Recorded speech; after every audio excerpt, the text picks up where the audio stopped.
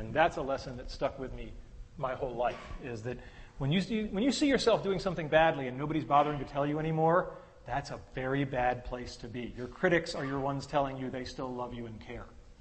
After Coach Graham, I had another coach, Coach Setliff, and he taught me a lot about the power of enthusiasm. He did this one thing where only for one play at a time, he would put people in at like the most horrifically wrong position for them. Like all the short guys would become receivers, right? It was just laughable. But we only went in for one play, right? And boy, the other team just never knew what hit them. Because when you're only doing it for one play and you're just not where you're supposed to be, and freedom's just another word for nothing left to lose, boy, are you going to clean somebody's clock for that one play. And that kind of enthusiasm was great. And to this day, I am most comfortable on a football field. I mean, it's just one of those things where, you know, if I'm working a hard problem, people will see me wandering the halls with one of these things. And that's just because, you know, when you do something young enough and you train for it, it just becomes a part of you. And I'm very glad that football was a part of my life. And if I didn't get the dream of playing in the NFL, that's okay. I probably got stuff more valuable. Because looking at what's going on in the NFL, I'm not sure those guys are doing so great right now. Okay? And so one of the expressions I learned in electronic arts, which I love, which pertains to this, is experience is what you get when you didn't get what you wanted. And I think that's absolutely lovely. And the other thing about football is we send our kids out to play football or soccer or swimming or whatever it is. And it's the first example of what I'm going to call a head fake or indirect learning. We actually don't want our kids to learn football. I mean, yeah, it's really nice that I have a wonderful three-point stance and that I know how to do a chop block and all this kind of stuff. But we send our kids out to learn much more important things. Teamwork, sportsmanship, perseverance, et cetera, et cetera. And these kinds of head fake learnings are absolutely important. And you should keep your eye out for them because they're everywhere. All right, a simple one, being an author in the World Book Encyclopedia. When I was a kid, we had the World Book Encyclopedia on the shelf. For the freshmen, this is paper. We used to have these things called books. And after I had become somewhat of an authority on virtual reality, but not like a really important one, so I was at the level of people the World Book would badger, they called me up and I wrote an article, and this is Caitlin Kelleher. And there's an article, if you go to your local library, where they still have copies of the World Book. Look under V for virtual reality, and there it is. And all I have to say is that having been selected to be an author in the World Book Encyclopedia, I now believe that Wikipedia is a perfectly fine source for your information because I know what the quality control is for real encyclopedias. They let me in. All right, next one.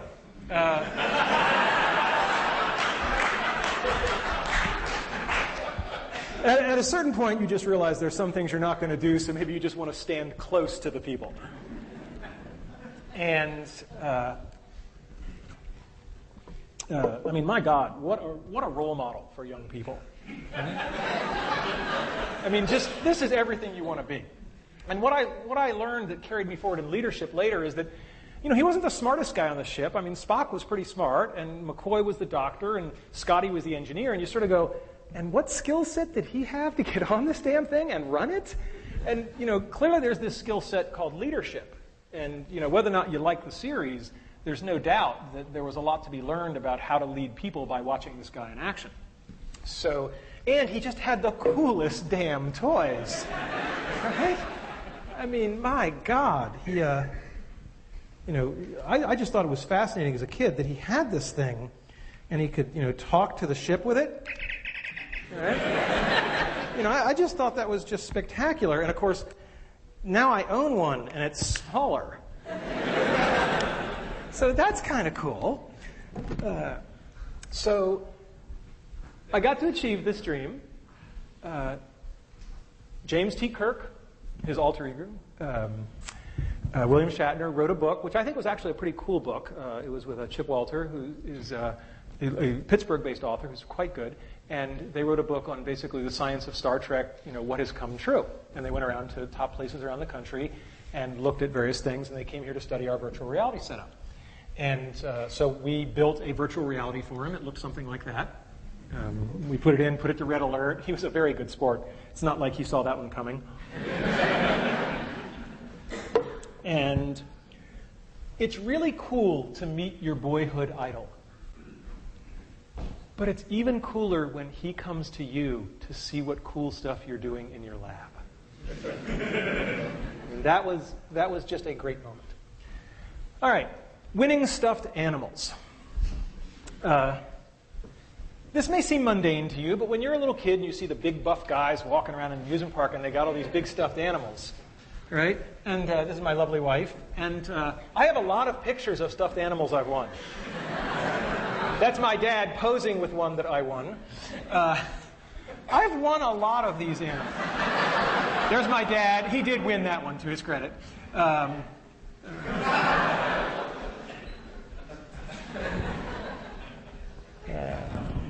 Right? And this was just a big part of my life and my family's life. But, I can hear the cynics. In this age of digitally manipulated things, maybe those bears really aren't in the picture with me.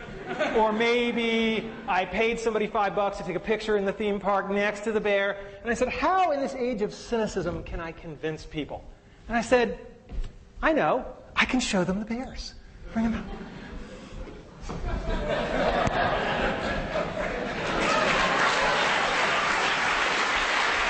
We can just put them right there.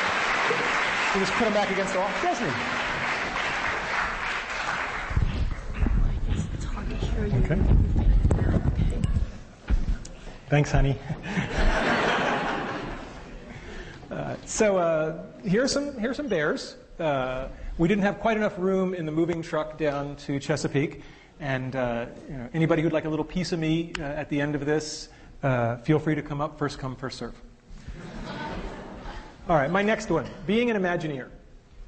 This was the hard one. Believe me, getting to zero gravity is easier than becoming an Imagineer. When I was a kid, I was 8 years old, and our family took a trip cross-country to see Disneyland. And if you've ever seen the movie National Lampoon's Vacation, it was a lot like that. It was a quest. And these are real vintage photographs. And there I am in front of the castle, and there I am. And for those of you who are into foreshadowing, this is the Alice ride. And I just thought this was just the coolest environment I'd ever been in. And instead of saying, gee, I want to experience this, I said, I want to make stuff like this. And so I bided my time, and then I graduated with my PhD from Carnegie Mellon, thinking that meant me infinitely qualified to do anything. And I dashed off my letters of application to Walt Disney Imagineering, and they sent me some of the damn nicest go-to-hell letters I've ever gotten. I mean, it was just, we have carefully reviewed your application, and presently we do not have any positions available which require your particular qualifications. Now think about the fact that you're getting this from a place that's famous for guys who sweep the street, right? So that was a bit of a setback.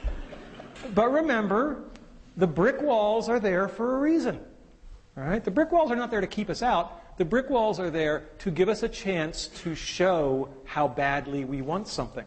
Because the brick walls are there to stop the people who don't want it badly enough. They're there to stop the other people. All right, fast forward to 1991. We did a system back at the University of Virginia called Virtual Reality on $5 a day. Just one of those unbelievable, spectacular things. I was so scared back in those days as a junior academic. Jim Foley's here, and I just love to tell this story. He knew my undergraduate advisor, Andy Van Dam, and I'm at my first conference, and I'm just scared to death. And this icon in the user interface community walks up to me and just out of nowhere just gives me this huge bear hug, and he says, that was from Andy. And that was when I thought, okay, maybe I can make it, all right? Maybe I do belong. And a similar story is that this was just this unbelievable hit because at the time everybody needed $500,000 to do virtual reality, and everybody felt frustrated. And we literally hacked together a system for about $5,000 in parts and made a working VR system. And people were just like, oh my God, it's like the Hewlett-Packard Garage thing. This is so awesome. And so I'm giving this talk, and the room has just gone wild. And during the Q&A, a guy named Tom Furness, who was one of the big names in virtual reality at the time, he goes up to the microphone and he introduces himself. I didn't know what he looked like, but I sure as hell knew the name. And he asked a question. And I was like, I'm sorry, did you say you're Tom Furness? And he said, yes. I said, then I would love to answer your question, but first, will you have lunch with me tomorrow? And there's a lot in that little moment, right? There's a lot of humility, but also asking a person where he can't possibly say no.